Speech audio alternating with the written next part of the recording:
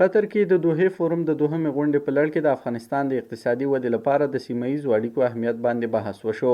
د قطر ځانګړي استازي ټینګار وکړ چې قطر د افغانستان او نړیوالې ټولنې ترمنځ د خبرو اترو مرکز پاتې شوی او چمتو دی د تعامل د دوام لپاره اسانتیاوې برابرې کړي.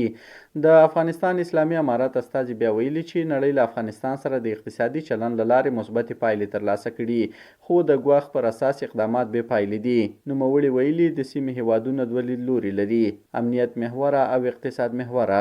اقتصاد محوره هڅه کوي چې افغانستان د سیمې له هیوادونو سره ونښلوي او د پراخو اقتصادي پروژو له لارې اړیکې ټینګې کړي. د ازبکستان استازي د افغانستان په اړه د فرصت پر بنسټ خبرې وکړې او ټینګار یې وکړ چې بې پرمختګ امنیت نشي ساتلی، نو له همدې امله پراخه اقتصادي او امنیتي همکاري اړینه ده. پوهانو هم د مرکزي او جنوبي اسیا د تاریخي تړاو یادونه وکړه او د ټاپي او کاسازر پروژو اهمیت یې د سیمې د بیا نښلېدو سمبول وباله.